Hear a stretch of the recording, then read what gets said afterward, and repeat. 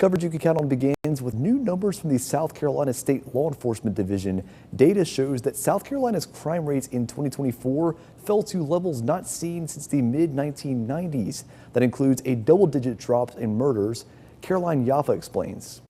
SLED's new 2024 report says violent crime is decreasing in South Carolina, and it marks the fourth straight year of overall improvement. Experts say there's several reasons why SLED's report shows a decrease in crime. While law enforcement likes to take the credit for it, we also have to look at things like the baby boomers getting older and retiring. They're now in nursing homes. So crime doesn't really reflect that generation, which is an unusual generation. There were so many of them that when they were younger, in the 90s, that's when crime was at its peak. The report does highlight an area of concern. Of the around 9,600 people arrested for weapon law violations last year, about 41% were under the age of 25. As technology advances, the criminal element in our society will continue to find new ways to victimize our fellow citizens and particularly our children.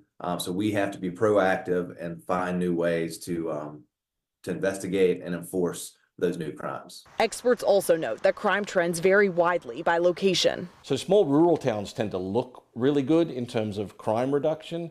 However, they are closing schools sometimes, closing fire departments, closing social services because it's an aging population. The burgs, Orangeburg, Spartanburg, these tend to be urban areas surrounded by rural areas. And these actually do have very high crime rates. The urban areas that we often think about, Charleston and Columbia, are not high flyers when it comes to crime. They're in the middle to lower areas of crime when you factor in population size. Lawmakers credit some of the improvement to state actions like increasing pay for law enforcement officers, which helps recruit and retain more officers on the street. We're gaining law enforcement officers and not losing them like we were years ago.